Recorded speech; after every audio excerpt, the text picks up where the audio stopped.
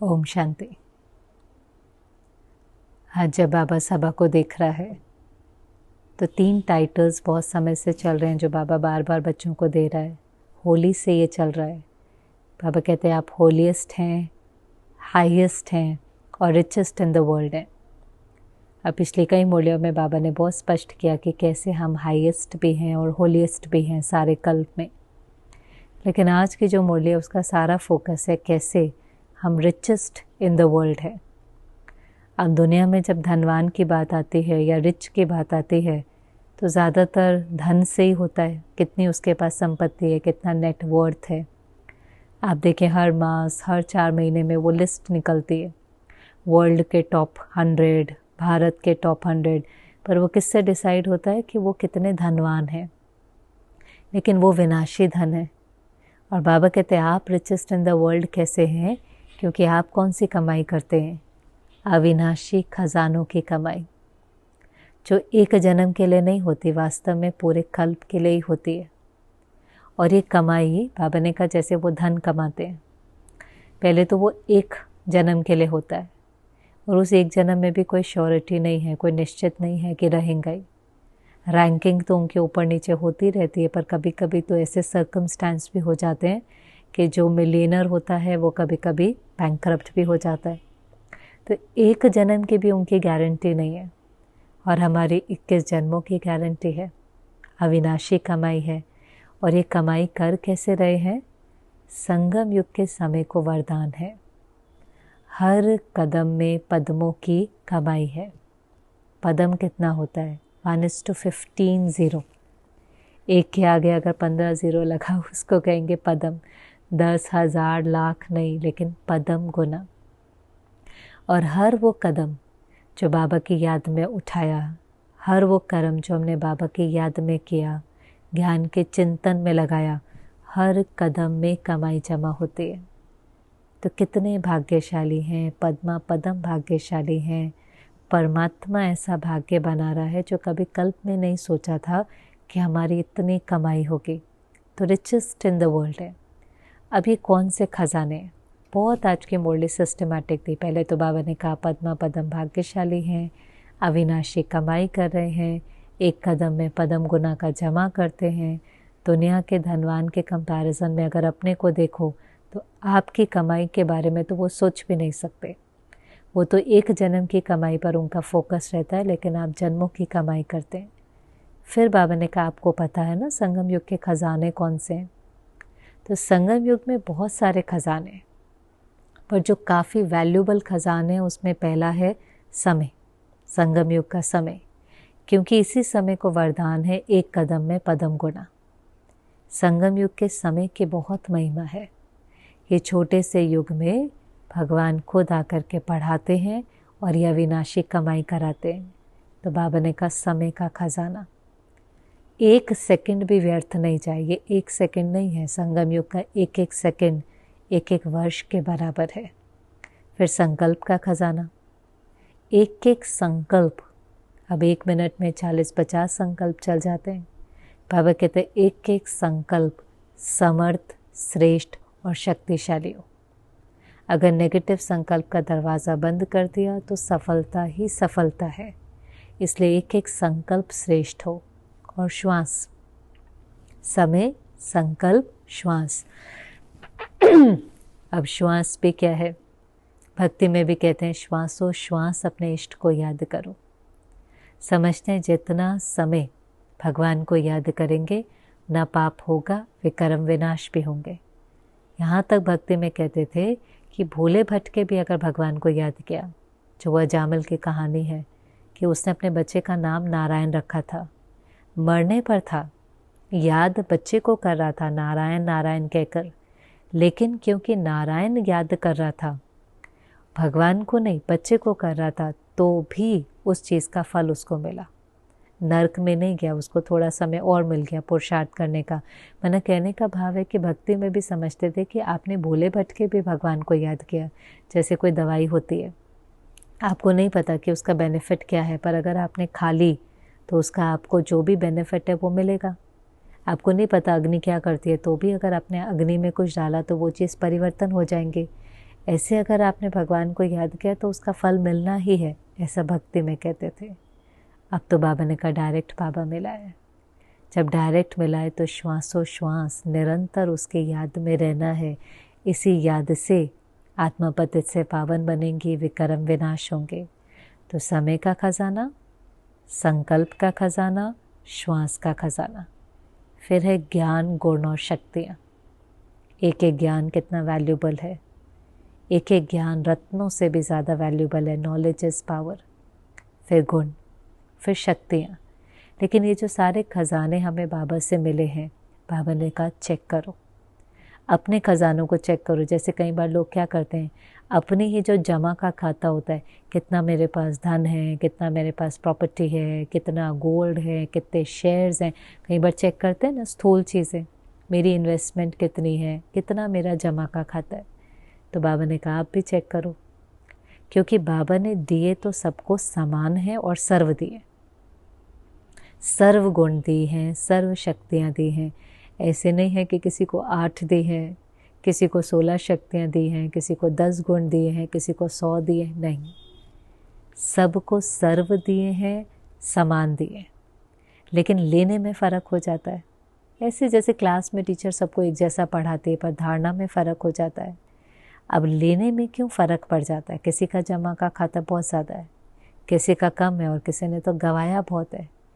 क्योंकि बाबा ने कहा जमा करने की विधि भी आनी चाहिए। खजानों को जमा करने की विधि क्या है? अब वैसे तो एक विधि जो बाबा बहुत करके मुरलियों में कहता है, जो आज की लहर नहीं है, लेकिन ये विधि बाबा हमेशा कहता है कि अगर अपना जमा का खाता बढ़ाना है तो बांटना शुरू करो। जब आप दान करेंगे, जो चीज़ आप देंगे, जो आप यूज़ करेंगे, वो बढ़ता चला जाएगा। तो जो जितना खजाने हम बांटते जाएंगे, चाहे वो ज्ञान है, गुण है, शक्ति है, समय है, जितना सफल करेंगे उतना वो ऑटोमेटिकली बढ़ेगा। लेकिन एक और विधि जो बाबा ने आज के मुरली में भी बताई और पिछली मुरली में भी बताई थी, बच्चे 3 बिंदी, ये 3 बिंदी जितना लगाते हैं जमा का खाता बढ़ता जाता है। अब ये 3 बिंदी कौन सी है? मैं आत्मा बिंदी, बाबा बिंदी और ड्रामा बिंदी। माना जितना स्वमान की सीट पर सेट रहते हैं। आत्मा बिंदी माना क्या? मुझे याद रहे मैं कौन हूँ, मैं पवित्र आत्मा हूँ, परमात्मा की संतान हूँ, बेहद की वैरागी हूँ, जो भी हमें टाइटल मिले।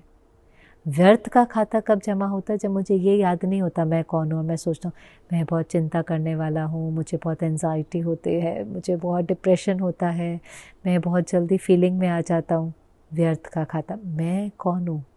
मैं कोई साधारण थोड़ी ना हूँ, मैं महान, विशेष, भगवान का मददगार। तो स्वमान की सीट पर सेट रहना, माना व्यर्थ को फुल स्टॉप। दूसरी बिंदी है बिंदी बाप को याद करना। बाबा जो ज्ञान का सागर, शांति का सागर है, जितना उसको याद करते हैं आत्मा उतना समर्थ बनती जाती है, शक्तिशाली बनती जाती है। और तीसरी बिंदी जो कई बार लगानी मुश्किल होती है, ड्रामा।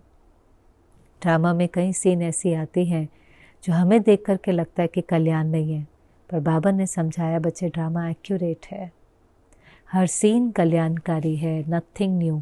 किसी सीन को देख करके क्वेश्चन मार्क नहीं करना है, किसी सीन को देख करके आपको आश्चर्य भी नहीं होना है।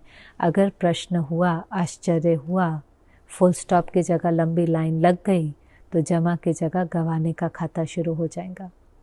होता तो यही है, जब कोई सीन हमारे सामने आती है, हमने कभी उसको एक्सपेक्ट नहीं किया होता। बाबा कहता है अचानक होगा।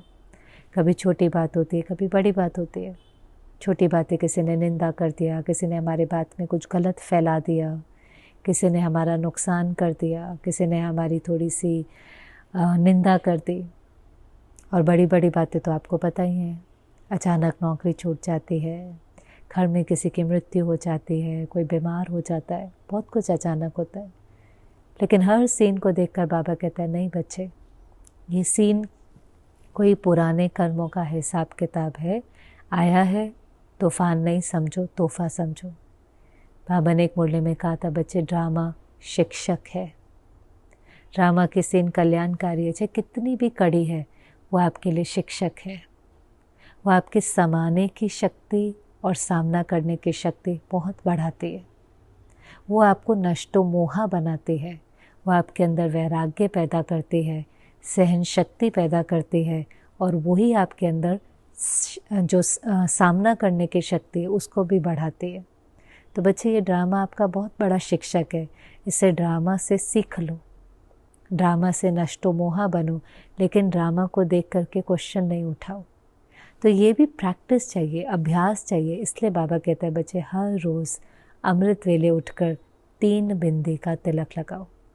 पिछले मुरली में बाबा ने कहा था बच्चे, ऐसे कोई माथे पर तिलक लगाना नहीं शुरू करना, ये स्मृति का तिलक है कि मुझे स्वमान की सीट पर रहना है, बिंदी बाप को याद करना है और ड्रामा को फुल स्टॉप लगाना है। बाबा ने कहा था बच्चे, आप त्रिनेत्री हो, फुल स्टॉप नहीं लगा सकते। आज कोई अंधा भी होगा, उसको भी फुल स्टॉप लगाना सहज है स्थूल रूप से, और क्वेश्चन मार्क कितना टेढ़ा बाका होता है। भाव ये है कि बच्चे अचल डोल रहो, नेगेटिव को भी पॉजिटिव में परिवर्तन करो। हर सीन जब एक्यूरेट है, अब तो समझ में आ गया ना। आखिरी एपिसोड देख रहे थे तो नहीं समझ में आता था, पर बाबा ने बेहद की कहानी सुनाई, आदि मध्य अंत सुनाया। कैसे बच्चे द्वापर से देवभान हुआ, आप विकारों में गए, विकारों में जाने के कारण आपसे विकर्म हो गए।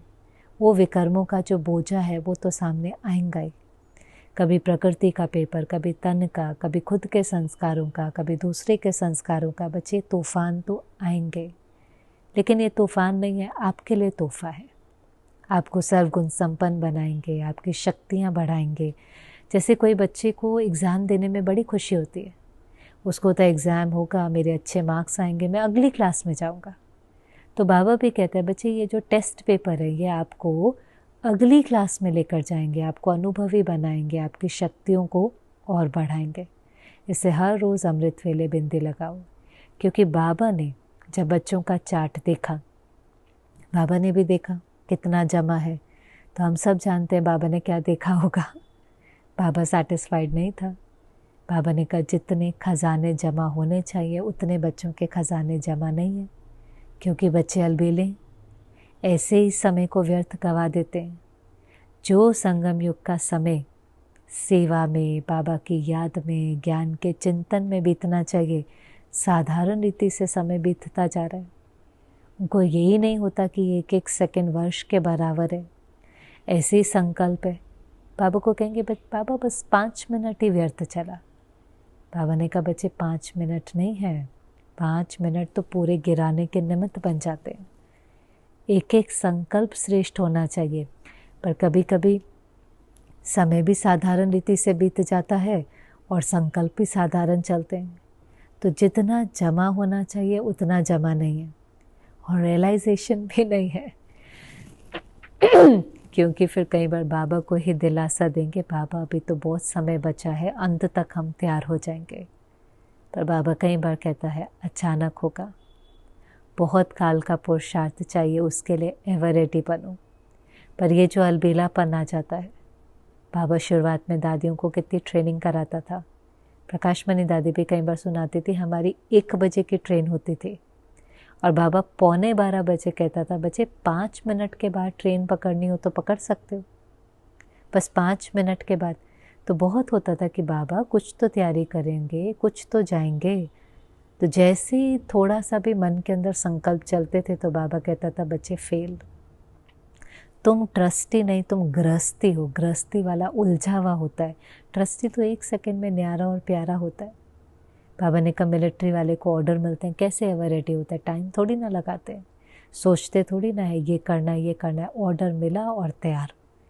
ऐसे बाबा को होता है कि बच्चे वो पेपर अचानक होगा, 1 सेकंड का होगा, बहुत बड़ा होगा, आपको पढ़ने का पुरुषार्थ करने का समय नहीं मिलेगा।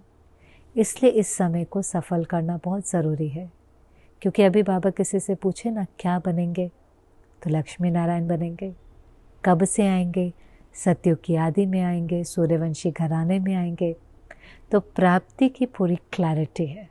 बाबा हम शुरुआत से आएंगे, महाराजा बनेंगे।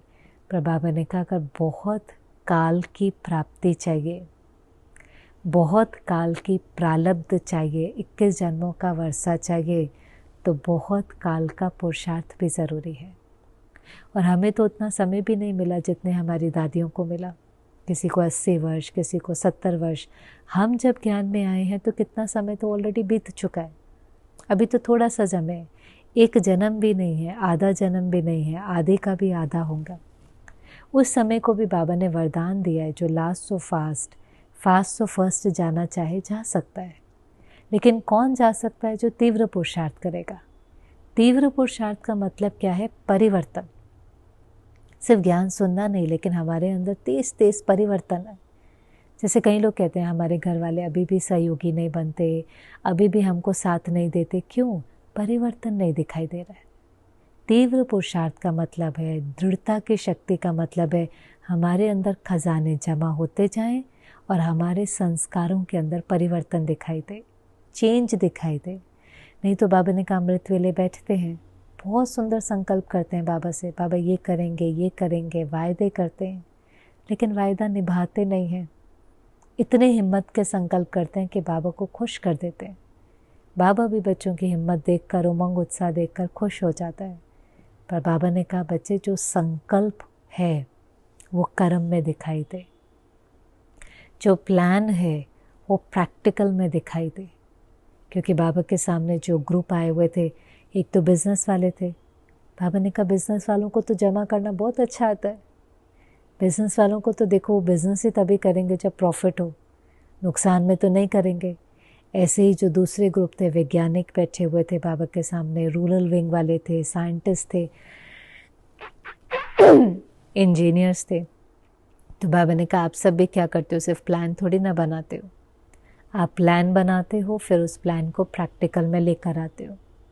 ऐसे ही बाबा कहता है कि जो भी प्लान बनाओ वो प्रैक्टिकल में दिखाई दे, नहीं तो वायदों की फाइल बहुत इकट्ठी हो गई है। बाबा के वतन में बहुत वायदों की फाइल है, बहुत। बाबा कई बार रमणीक भी होता है। बाबा ने कहा वहाँ पर वैसे तो कोई अलमारी नहीं चाहिए फाइल रखने की, पर हर बच्चे के वायदे बाबा के पास पहुँच जाते हैं। और कभी कभी अचानक जब बाबा अपना अलौकिक टीवी खोलता है, वतन में बाबा सब कुछ देख लेता है ना बच्चों का, ऐसे नहीं, कभी कभी अचानक जब खोलता है तो देखता है कि व्यर्थ का जमा का खाता बहुत ज़्यादा है। हमें लगता है जैसे संगम युग कभी पूरा ही नहीं होगा। दादियों की स्थिति आप देखें, चांद के दादी पहला, दादी को लगता था अगली दिवाली नहीं आएंगी।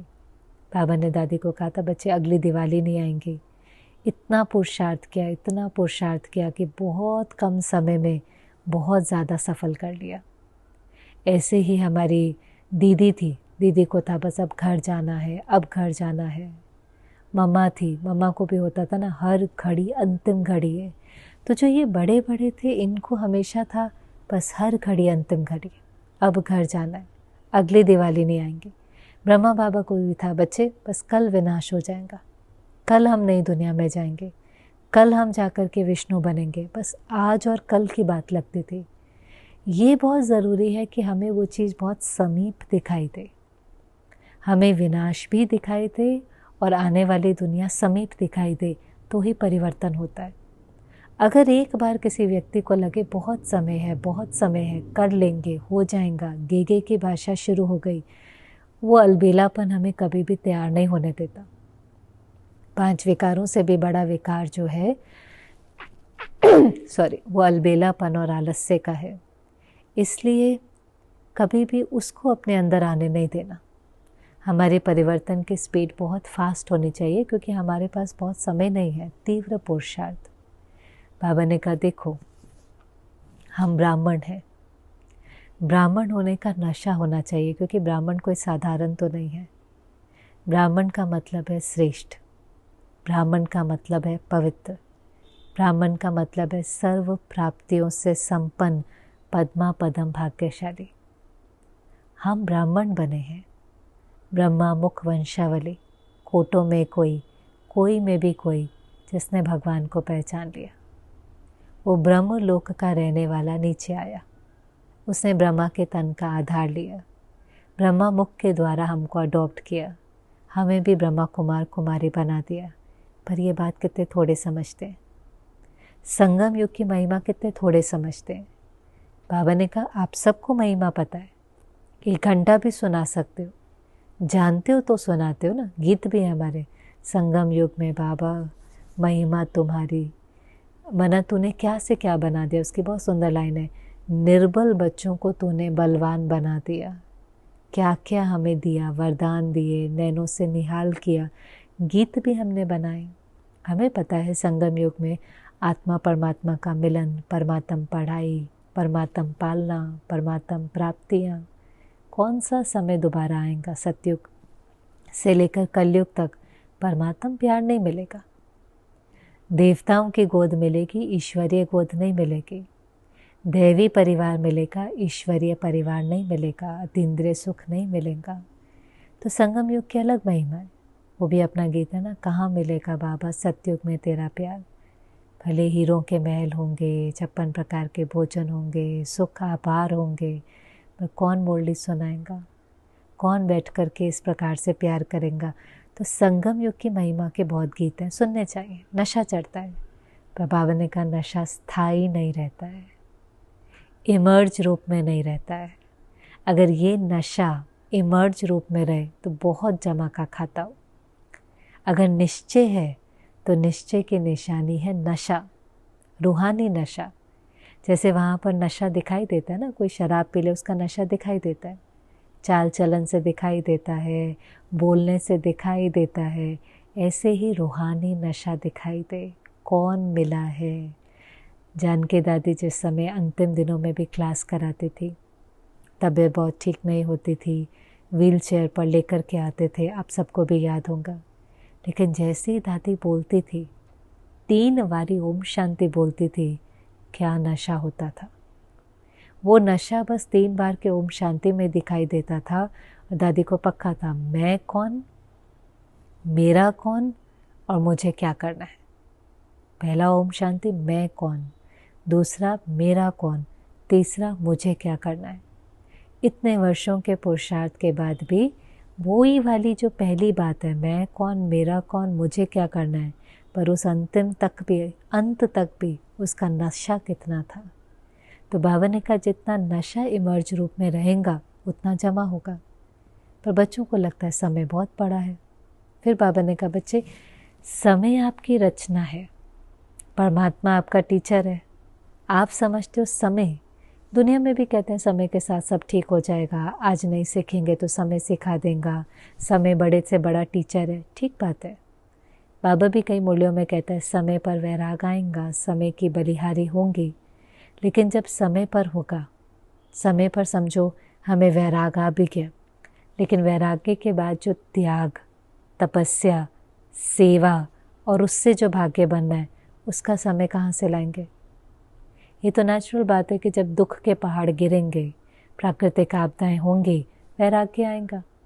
आज शमशान में भी किसी को छोड़ने के लिए जाते हैं तो शमशानी वैराग्य आ जाता है। लगता है अरे सब कुछ तो यहीं छूट गया, मिट्टी में मिल गया, कुछ भी तो साथ लेकर के नहीं गया। ऐसे ऐसे लोगों को वैराग आता है। पर बाबा कहते हैं वो कितना हद का वैराग होता है, शमशान के गेट तक होता है। बाहर गया फिर माया के चकाचौंध, ये इच्छाएं, आकर्षण, प्रलोभन, सब उसको वापस उसी वो जो रेस है उसमें लेकर चली जाती है। इसलिए समय को अपना शिक्षक नहीं बनाना है। समय पर जब वो सीन आएंगे तब तो एवर रेडी रहना है, और उसके लिए तो बहुत काल का पुरुषार्थ है। तो पहले तो परमात्मा जब शिक्षक बना, ऑलमाइटी अथॉरिटी की बात हमने नहीं सुनी, वो हमें तैयार नहीं कर पाया, तो समय क्या तैयार करेगा? समय तो सिर्फ वैराग दिलाएगा, पुरुषार्थ का समय नहीं रहेगा। इसलिए ये वाली भूल नहीं करना है। बाबा कहते हैं बच्चे आप सहज योगी हो, लेकिन सहज योग को भी आपने मुश्किल वाला योग क्यों कर दिया?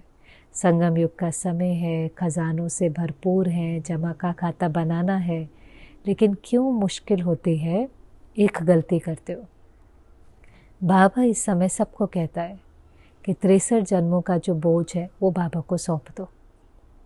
बाबा को बोझ सौंप करके आप अवस्था बनाओ। अवस्था आप बनाओ, व्यवस्था बाबा करेगा। आप चिंता नहीं करो, आप प्रभु चिंतन करो, आप शुभ चिंतन करो, तो असंभव भी संभव हो जाएगा। 63 जन्मों का बोझ हमारे सिर पर है, पर बाबा कहता है बाबा को दे दो। बिल्कुल हल्के हो जाओ, इतने हल्के हो जाओ कि बाबा आपको नैनों में समा करके ले जाए। पर आदत पड़ी हुई है, 63 जन्म की आदत पड़ी हुई है, बाबा को सौंपते भी हैं। अमृत वेले नुमा शाम में बहुत प्यार से कहेंगे बाबा ये बात है ना, अभी आप संभालना, क्योंकि बोझ सोच का होता है, बात का तो होता ही नहीं। सोच है, क्या होगा, कैसे होगा, बच्चा ठीक होगा नहीं होगा, धंधे का क्या होगा, तबीयत का क्या होगा, व्यर्थ चिंतन। तो बाबा को कहते हैं बाबा आप संभालना।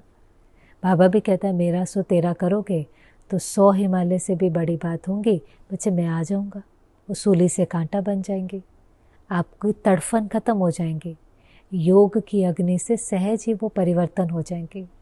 पर हम ऑफर करते हैं, थोड़े समय के बाद वापस ले लेते हैं। वापस लेने का मतलब है उस चीज़ का वापस चिंता करने लगते हैं।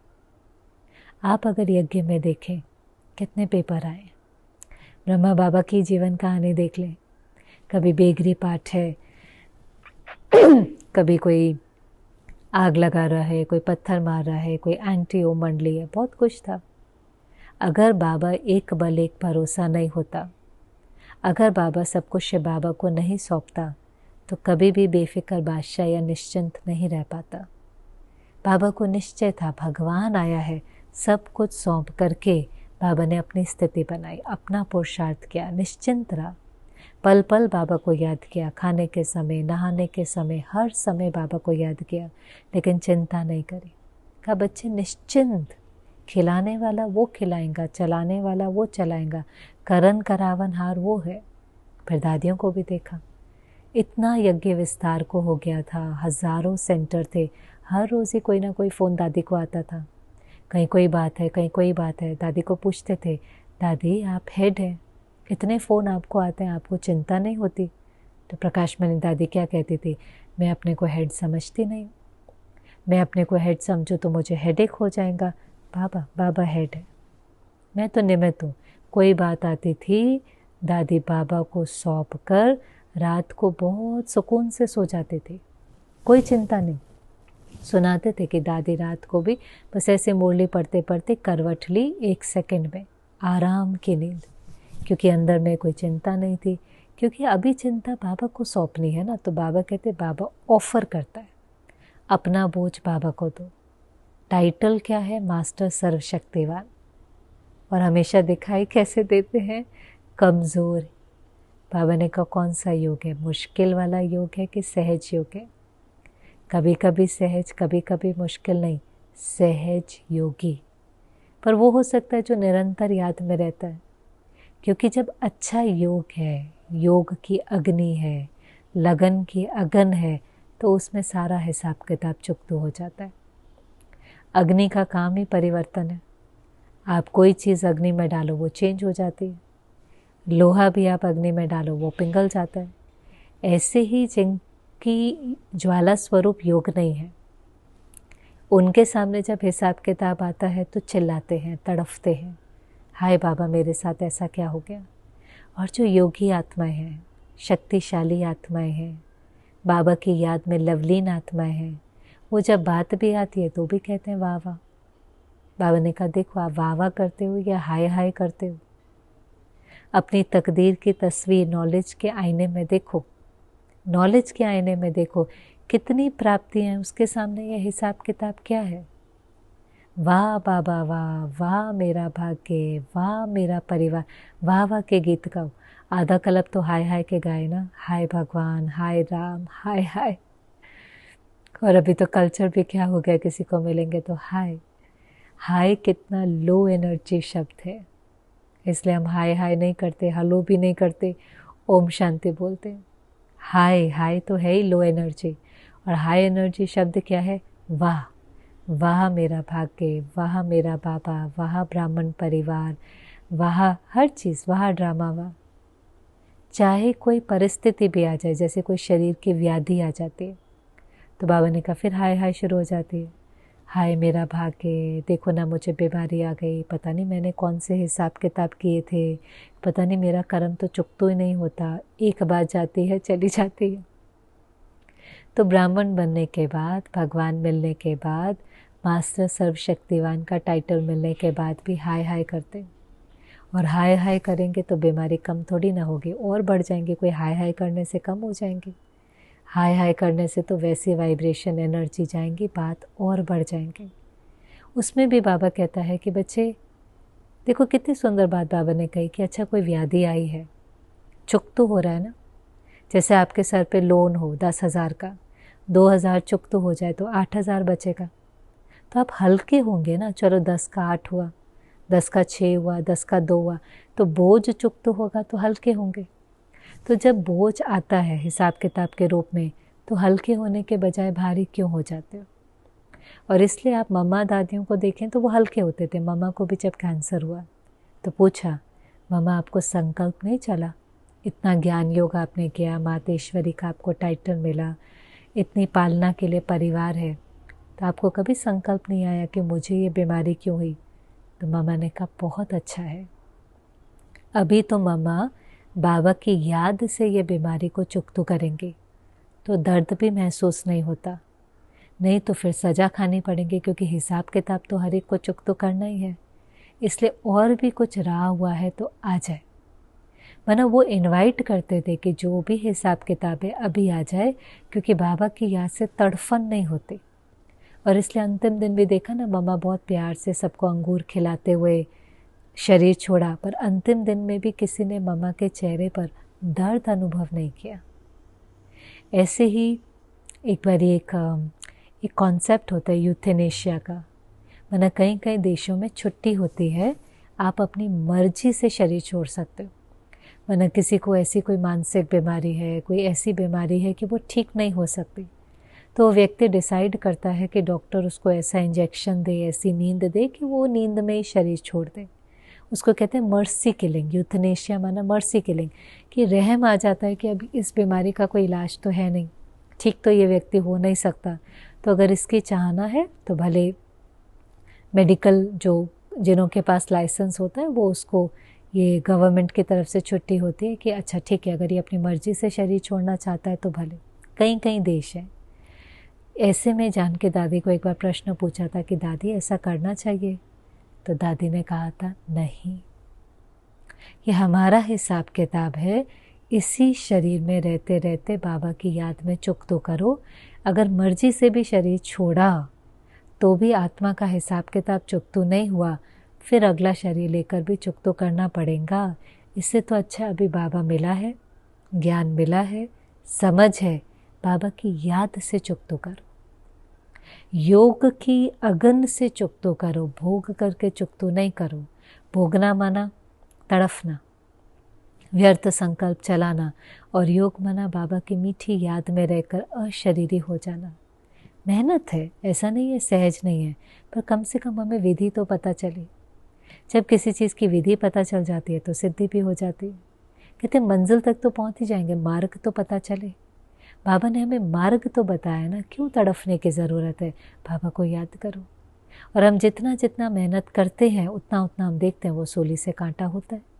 सूली से कांटा एक फीलिंग है, जब किसी को फांसी पर चढ़ाए उसकी फीलिंग और किसी को कांटा चुभे उसकी फीलिंग में कितना फ़र्क हो जाता है।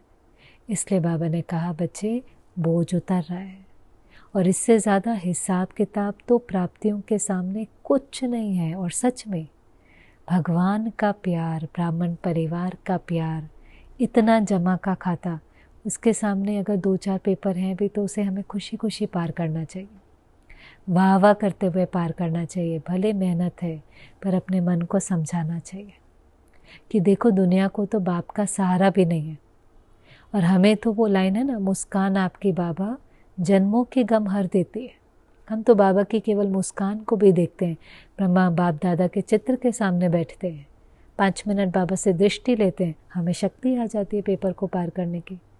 दुनिया के पास तो सहारा भी नहीं है, तो हम तो कितने भाग्यशाली हैं। इसलिए हमें कभी भी कंप्लेन नहीं करना है, कंप्लीट बनना है। समय का भी इंतज़ार नहीं करना है, उससे पहले इंतज़ाम करना है। इसलिए बाबा ने कहा सब जमा के खाते चेक करो, ज्ञान गुण शक्ति समय संकल्प सब चेक करो, सब खाते फुल होने चाहिए तो पास विद ऑनर होंगे।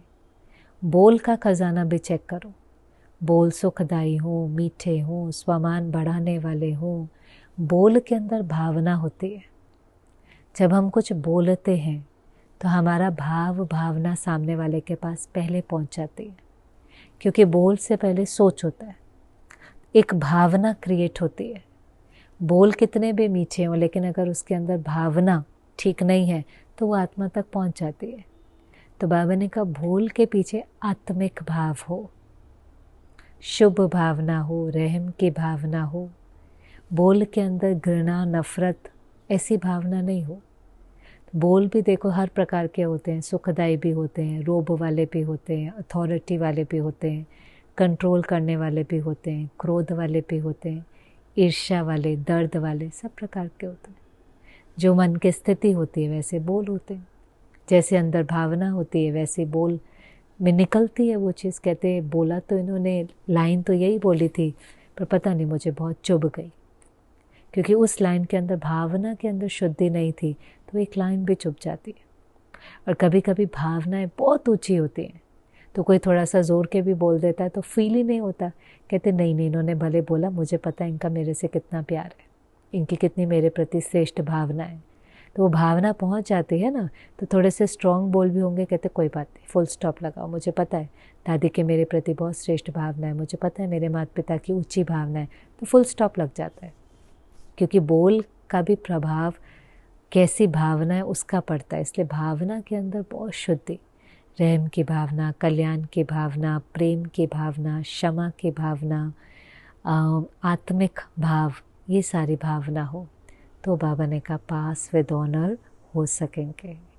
और हर बार की तरह मुरली में फिर बाबा ने ड्रिल कराई, बच्चे माइंड ड्रिल करो, मधुबन के वायुमंडल में करके देखो, जहाँ मन को लगाना चाहे लगता है। अच्छा 1 सेकेंड में नहीं, 1 मिनट में लगता है। अपने को परम धाम निवासी बना सकते हो। इस कर्म की दुनिया, कर्मेंद्रियों से, देहधारियों से न्यारे होकर के बुद्धि को वहाँ टिका सकते हो, क्योंकि मधुबन में कर सकेंगे तो अपने घर में भी करेंगे। हर मुरली में बाबा ड्रिल करा रहा है, हर मुरली में माइंड ड्रिल करो, जहाँ मन को लगाना चाहो लगा सको। तो बच्चे अंत में भी जब कोई भी पेपर आएगा, आप यहाँ से न्यारे होकर के वतन में पहुँच जाएंगे। बाबा आपको उस समय पर खूब बहलाएंगा, लेकिन यहाँ से डिस्कनेक्ट तो होना पड़ेगा ना। इसे बार बार यहाँ से डिस्कनेक्ट होने की आदत होगी, न्यारे होने की आदत होंगी, फंसे हुए नहीं होंगे तो उस समय पर भी हो जाएंगे। जैसे बाबा ने कहा, कई एक मुरली में बाबा ने कहा था, जैसे बहुत टाइट ड्रेस होती है तो उतारने में मुश्किल होता है, लूज़ होती है तो फटाफट उतर जाती है। ऐसे ये देह के संबंध, देह के पदार्थ से लूज़ हो जाओ। अगर इनको बहुत पकड़ के रखा होगा तो लास्ट में इनको छोड़ने में बहुत मेहनत होगी। तो हर मुरली वंडरफुल होती है, सिस्टमैटिक होती है। खजानों को चेक करो, जमा की विधि, उसका अभ्यास, क्यों बोझ महसूस होता है, बिल्कुल क्लैरिटी। पर ये भी ज़रूर है कि हर मुरली से हमें कोई बात दिल को छू जाती है, सारी न भी याद रहे, कोई तो छू जाती है। जैसे आज मुझे लगा कि बाबा जब बार बार कह रहे हैं कि बोझ को ऑफ़र करो तो दे देना चाहिए। उसके बाद हमें शुभ चिंतन करना चाहिए। संगम युग मौजों का युग है, मौज में रहना चाहिए, चिंता में नहीं बिताना चाहिए। तो हम आज संकल्प करें, बाबा मेरा सब कुछ आपका। ऐसे आपको भी जो बात दिल को छू गई हो उसको स्मृति में भी रखें और नीचे लिखे भी ज़रूर, क्योंकि जब हम लिखते हैं तो वो बात हमें और पक्की हो जाती है। ओम शांति।